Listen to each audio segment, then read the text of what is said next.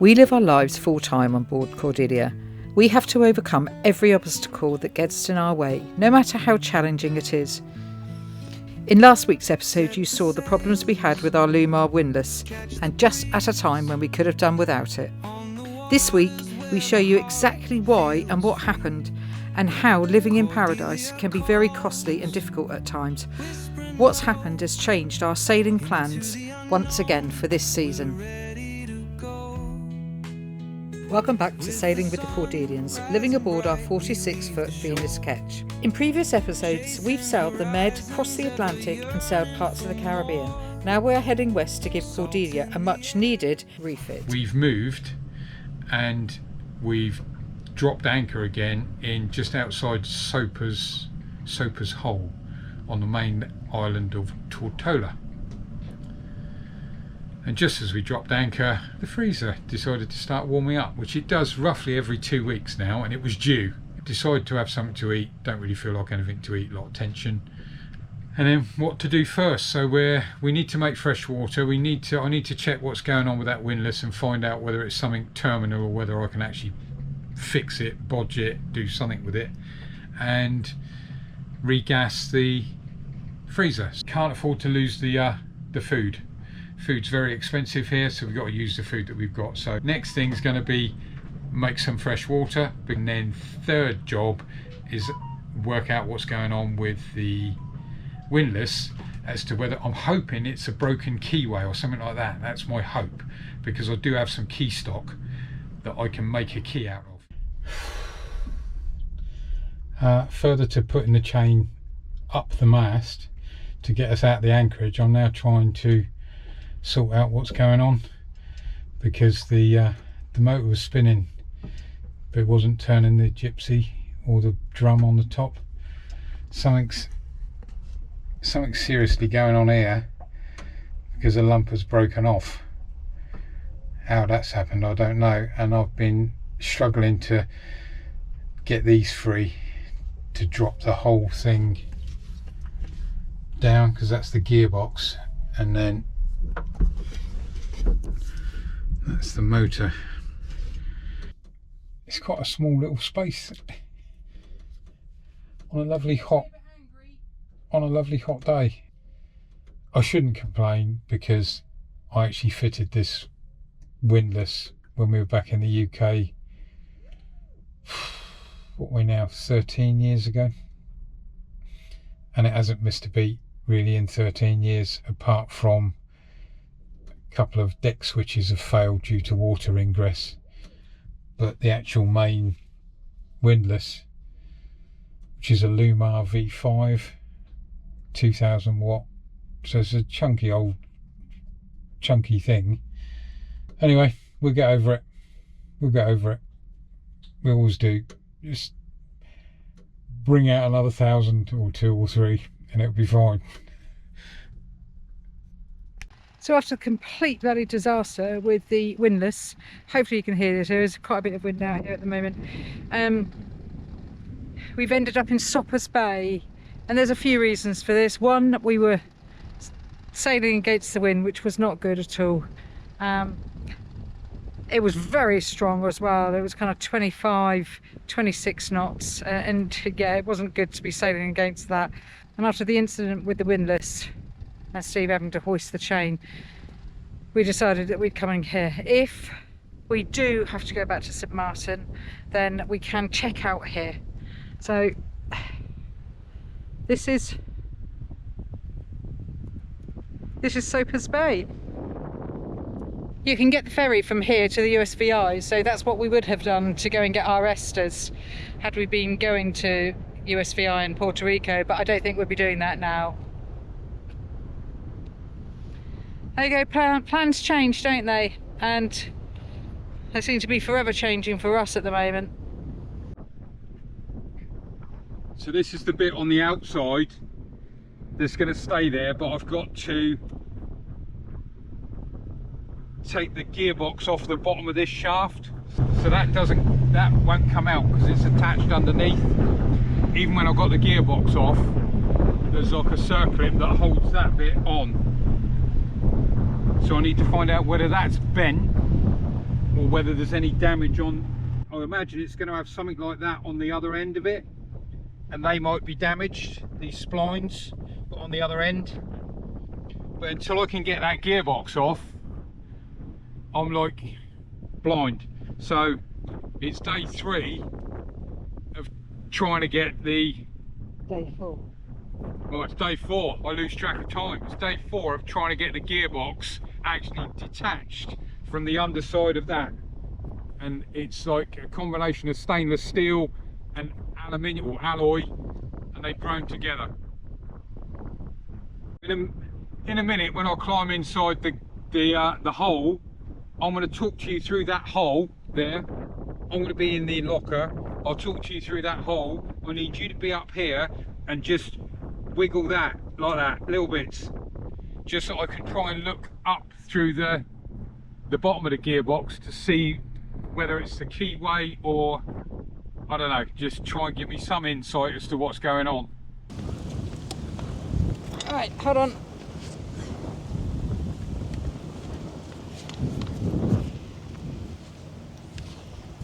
Yeah, so I've had to take the shiny bit off now to try and work out whether what's going on inside there, because there's a lot of movement in there, and although I didn't think water had been coming down there, it obviously has, because there's a circlip that goes in that groove there and it's gone. It's rusted away. And I broke my glasses, so I now got these Annette's ones on, which I'm trying to come to terms with.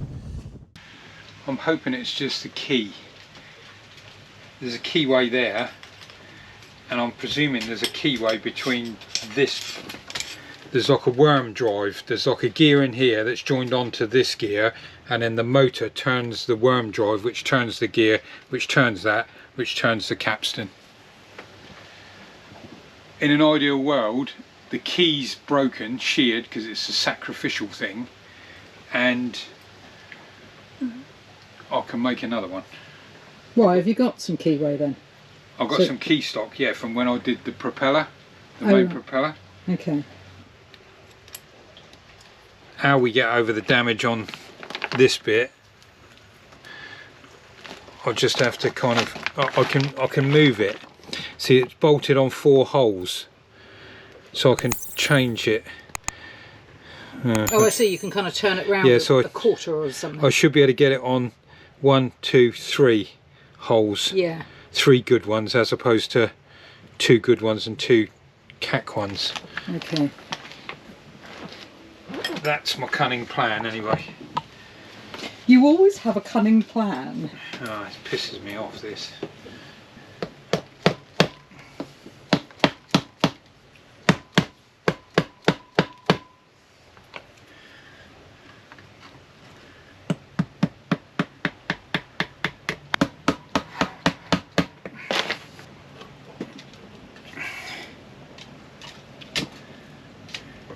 There's a seal there, and it's the one on the other side which has failed, which has allowed the crap in.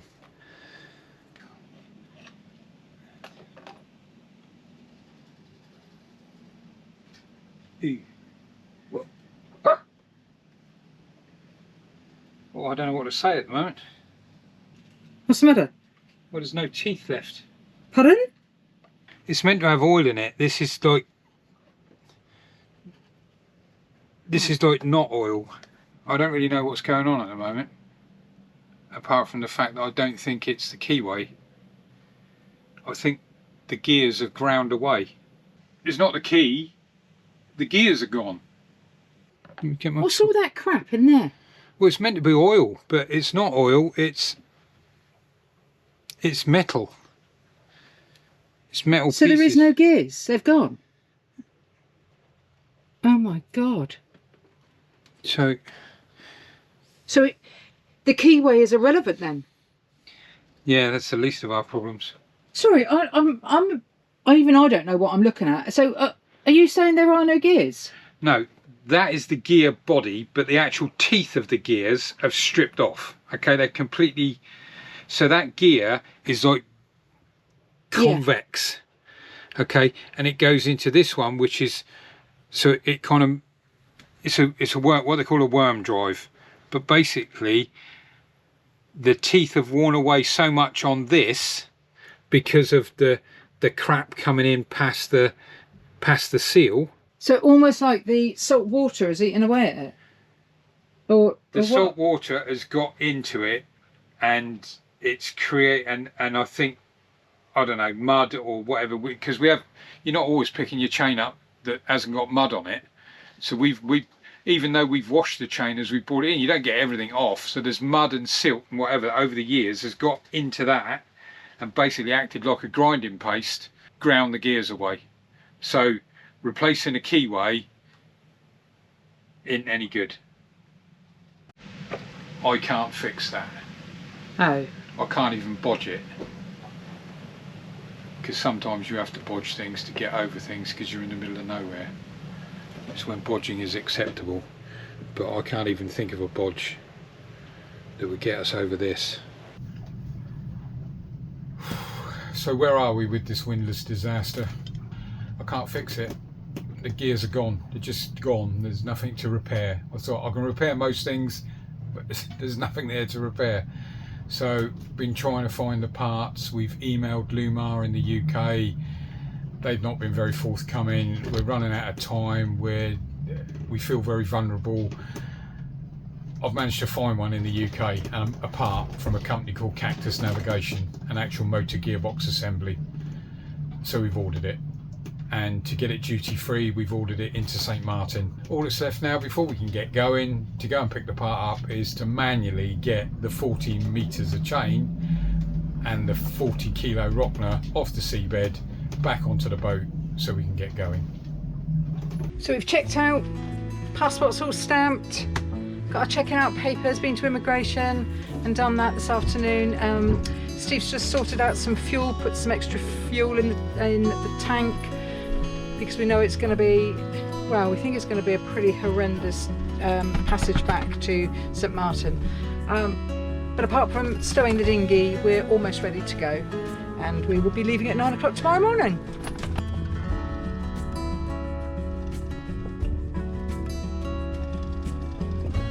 Steve's just stowing the rest of the fuel canisters the jerry cans that we've got, as we did get some fuel before we left.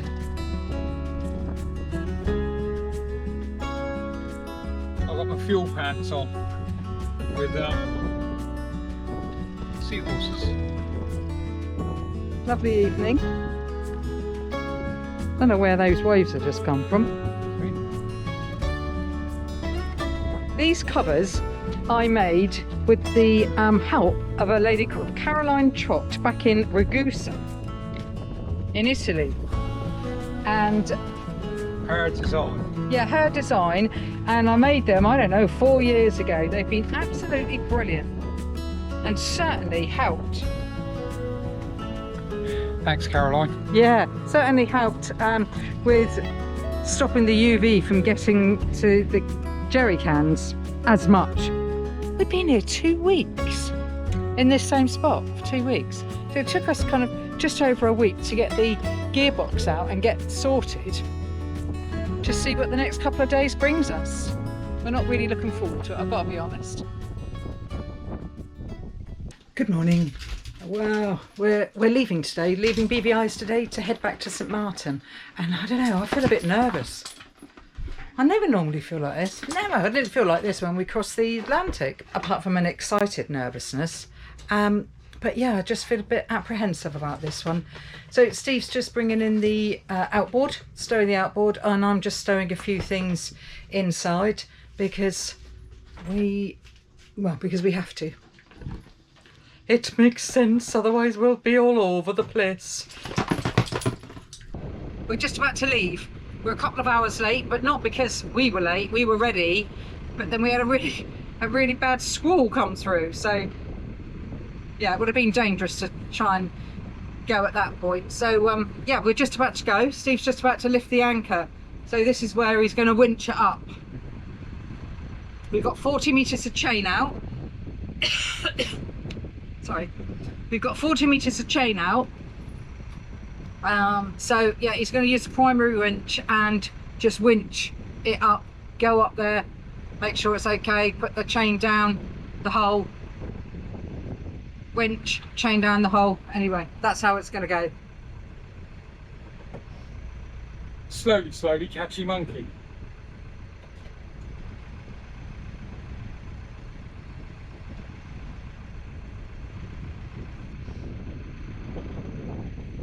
I've just asked Steve to put something on his feet.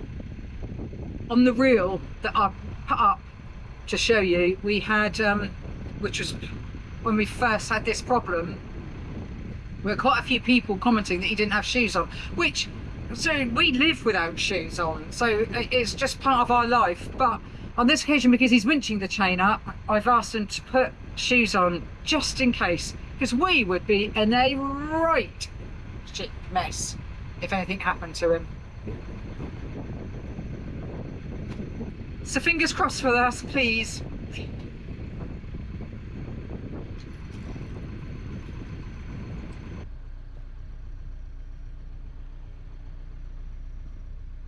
He's just going up to take the lines, the snubber line off, and the other lines that he's had on there. He's had 3 or 4 different lines on the chain to make sure obviously it just doesn't reel out of the spin out of the anchor locker, because we've got 100 meters of chain.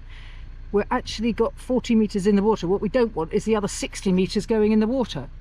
So if you were just dealing with a loose end, you tie it onto that and the loose end would come up, but because it's not, I've got to pull that up and pull stuff out of the locker as well. Yes, of course, yeah. Only in the first instance. Only in the first instance. In the second grab, it will be be yeah. So every time I'm doubling.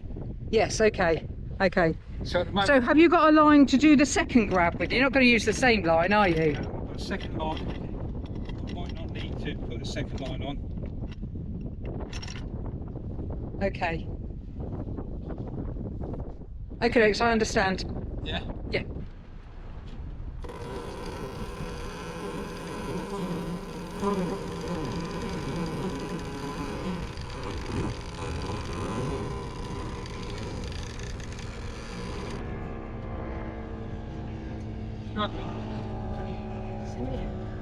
Come and do this bit.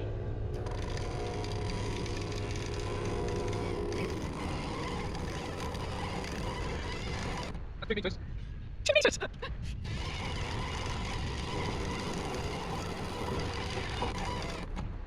That's 2 meters. 2 meters!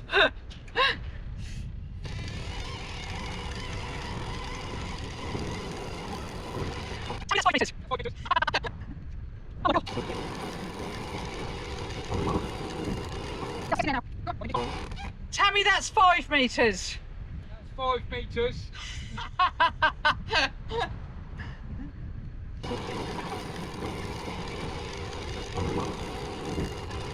You stop there. Yeah. Make sure you clean it off.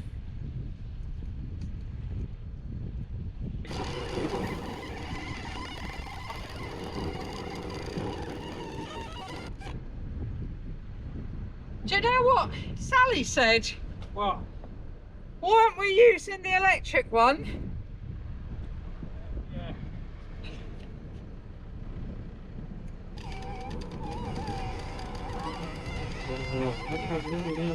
This is bloody hard work. No wonder he didn't want to go anchoring too much to different places.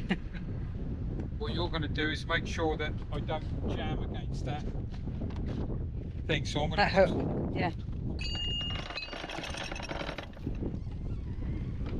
You see, I'm stood on it so as it doesn't roll back down the anchor into the anchor locker. Steve's bloody fuming because I've told him he's got to wear these shoes. He's got Crocs on, big Crocs, so, but he's not happy at all. Well, that's like wearing swimming pools on your feet. Well, I'd rather you have feet than not have feet.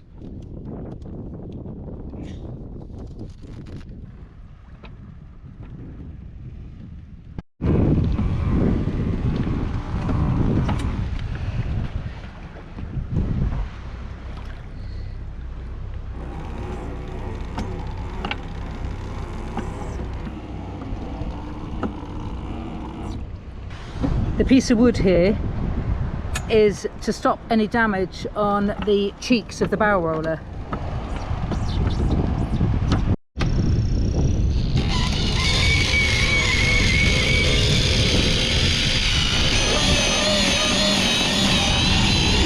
No, stop. No, it's just too much weight, Steve. Too much weight. Well, we gave it a try. So let me try it again, just to watch whether it is actually moving. No, it is moving. I saw it.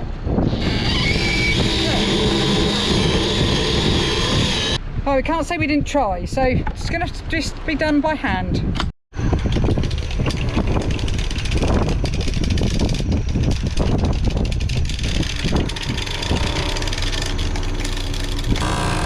My God, this is hard work. We're having to revert to actually winching it up the with the winch from the mast now, because the weight of the anchor and the chain is straining the windlass, the Anderson winch. It's kind of popping. So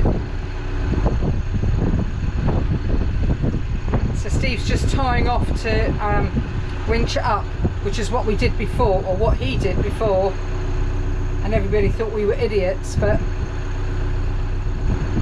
they need to come and pull this weight in.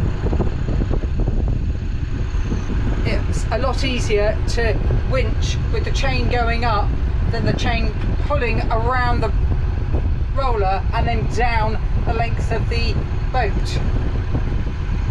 Stay there, Gus.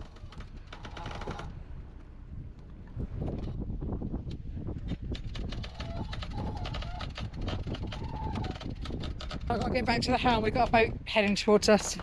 Shit, shit, shit.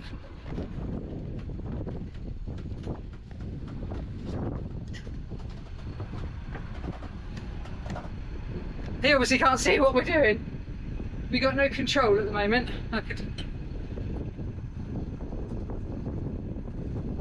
He's turned slightly, so he's going off of going round our stern instead of heading directly for us. We've now blown into the fairway. We're right in the middle of the fairway now, so this is not a good place to be. Oh my God, that is the 5 metre mark. Yeah, 5 metres. Oh God, we must be able to see the anchor. Hold on a moment. Gotta be very careful. Yep, I can see the anchor. It's about 3 foot below the water.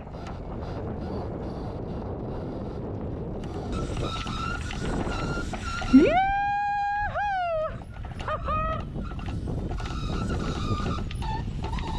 Oh my God, I've got to get back. It's out. It's out and it's up. It's near the bow roller, so be careful. 1 hour and 20 minutes, that's it. I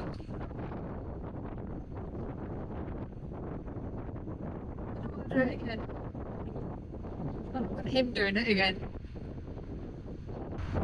So we're on our way to St Martin now. Fingers crossed it's not too bad a trip. We're not looking forward to it.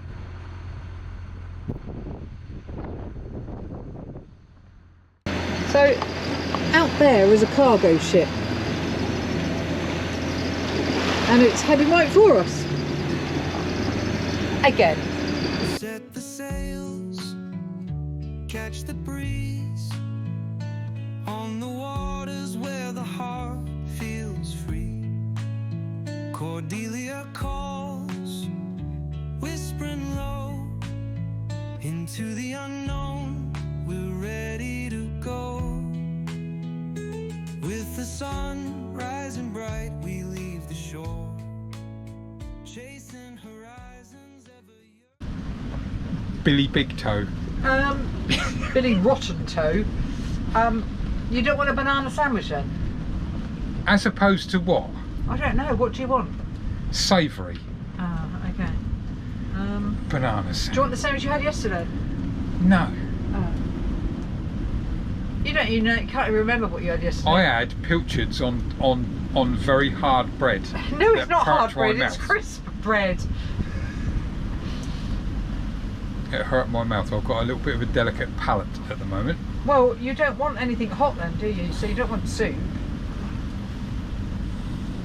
Laura, Do you want soup? there's never a day goes by that I don't want soup. I don't get soup every day, but there's never a day that I go by that I couldn't eat soup. Do you want some soup? I don't want to be any trouble, you know me. You're always trouble.